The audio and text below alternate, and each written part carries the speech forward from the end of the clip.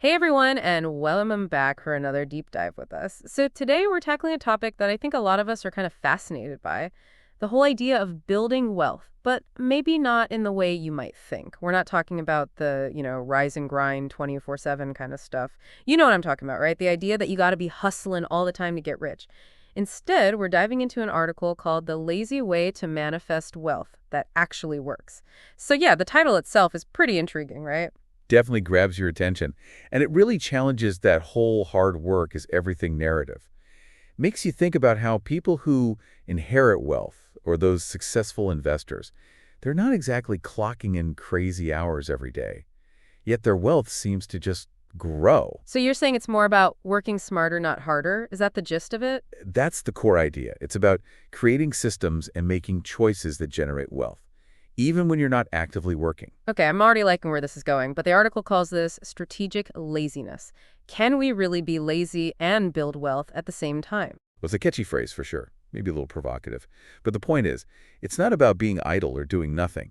It's about maximizing your output while minimizing unnecessary effort. Okay, I'm starting to get it. So how does this strategic laziness actually work in practice? The article breaks it down into three main All strategies. right, let's hear them. First up is leveraging other people's time and skills. Think about someone like Warren Buffett. He's not bogged down in the day-to-day minutia of every business he's involved in. He's built a team of experts to handle that stuff. That makes sense, but I think a lot of people struggle with delegating, myself included. It often feels easier to just do things ourselves. I totally get it. But what if you could free up, say, 10 hours a week by having someone else manage your schedule, handle your emails, maybe even book your travel?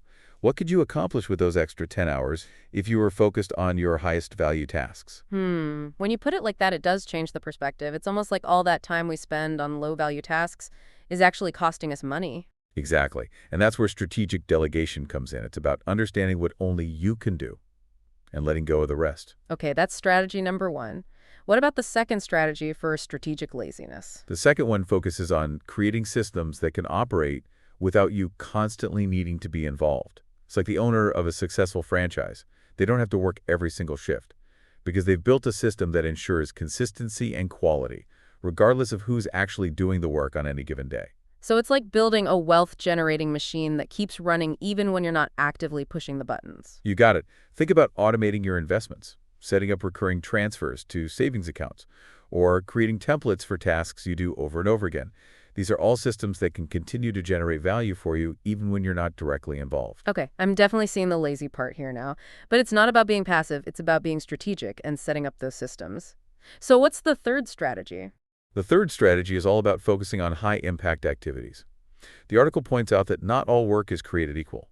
Sometimes an hour spent negotiating a raise can be more valuable than weeks of overtime. That's so true. It's not just about how much time you spend working, it's about what you actually accomplish during that time. Exactly. The article suggests doing what they call an energy audit. Track how you spend your time and energy for a week, and then pinpoint the tasks that drain you without producing significant results. Those are the tasks you want to eliminate, delegate, or automate. I love that. It's about being mindful of how we're spending our energy and making sure it's directed towards the things that really move the needle. Exactly. And it's not just about your professional life either. Think about your personal life too. Are there activities or commitments that drain your energy without bringing you joy or fulfillment? Those might be prime candidates for elimination or delegation as well. Wow, I never thought about applying this strategic laziness to my personal life, but that's a really interesting perspective. It's all about creating a life that works for you both personally and professionally. And that brings us to another key point from the article. Wealthy individuals often have a different mindset when it comes to time and energy management. Oh, this is where it gets really interesting. Tell me more. They don't necessarily adhere to rigid schedules or try to squeeze every minute out of the day until they prioritize activities that energize them and delegate or eliminate tasks that drain them. They're focused on sustainability and long-term thinking. So it's less about hustle and more about being intentional with how you spend your time and energy. Precisely. And that intentionality extends to their relationships, too. They cultivate connections with people who inspire them, challenge them, and support their growth. They understand the power of networks and leverage those relationships to multiply their efforts. So building a strong network is part of this lazy wealth creation strategy too. That makes sense. It's like having a team of people who can help you achieve your goals even when you're not actively working on them. Exactly. It's about recognizing that you don't have to do everything yourself. And that brings us to the final piece of the strategic laziness puzzle, The article emphasizes the importance of targeted learning. Okay, so we're not just talking about being lazy with our time and energy. We're also being strategic about how we learn. Right. The article suggests that instead of chasing the latest trends or quick fixes, wealthy individuals prioritize knowledge that creates lasting value. They invest in skills and insights that compound over time, rather than seeking out temporary solutions. So it's about playing the long game, not just looking for the quick win. Exactly. It's about acquiring knowledge that will continue to benefit you for years to come, even as the world changes around you. It's about building a foundation for sustainable success rather than relying on fleeting trends or shortcuts. I'm really starting to see how all of these strategies come together to create this lazy but highly effective approach to wealth creation. It's not about doing nothing. It's about being incredibly intentional with your time-energy relationships and even how you learn. Precisely. And I think it's a much more sustainable and enjoyable way to build wealth than the constant grind that we're often told is necessary. Absolutely. So we've covered the big picture, but the article also provides some specific actionable steps that our listener can take to start incorporating this lazy wealth creation philosophy into their own life. Let's dive into those next. So, as we're talking about these actionable steps, the concept of compounding keeps coming to mind. The article really highlights how the wealthy utilize this principle. Compounding, it's like that snowball effect, right? Small actions building on each other over time, creating something much bigger. Exactly. It's not about those get-rich-quick schemes. It's about making decisions that might seem small at first, but they have this potential to multiply in value over time. Kind of like planting a tree. You might not see much growth for the first few years, but with consistent nurturing, it eventually grows into something magnificent, providing shade and fruit for years to come. Okay, I see the connection to wealth building, but can you give me a more concrete example? Sure, let's take investing. Consistent contributions to a retirement account, even if they seem small at first, can grow significantly over time thanks to compound interest. It's like your money is working for you, earning more money even while you sleep. Right. And it's not just about the money itself growing, it's about the knowledge and skills we develop too. The more we learn and apply, the more opportunities open up, leading to potentially greater success. Absolutely. Every skill you master, every connection you make, every system you build, all of those things compound over time, creating a powerful foundation for wealth creation. It's not just about what you do today. It's about how those actions set you up for success in the long run. So it's kind of like that saying, the best time to plant a tree was 20 years ago, the second best time is today. Exactly. It's never too late to start thinking about the long game and how you can set yourself up for success down the road. This whole conversation is making me think about how I manage my time and energy.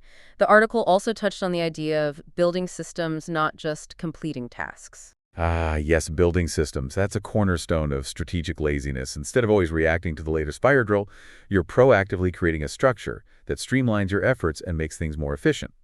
Think about it like this. You wouldn't try to build a house without a blueprint, right? That's a great analogy. So how can our listeners start building these systems in their own life? Can you give a real-world example? Imagine you're a freelancer who's constantly sending out proposals to potential clients. Instead of starting from scratch each time, you could create a system. Develop a template with all the essential sections. Build a library of case studies showcasing your best work. And even script a compelling pitch that highlights your unique value proposition. That way, each time you need to submit a proposal, you're not reinventing the wheel, you just plug in the specifics for that client, saving time and energy, while ensuring a consistent, high-quality output. So systems aren't just for big businesses. Anyone can benefit from this approach. Absolutely. Whether you're a freelancer, an entrepreneur, or even just trying to manage your personal life more effectively, systems can help you streamline your efforts and achieve your goals with less stress. That makes sense. So we've talked about compounding and building systems. What's the final piece of the puzzle when it comes to strategic laziness? The article emphasizes the importance of leveraging resources, recognizing that you don't have to do everything yourself. Think about all the incredible tools and resources available to us.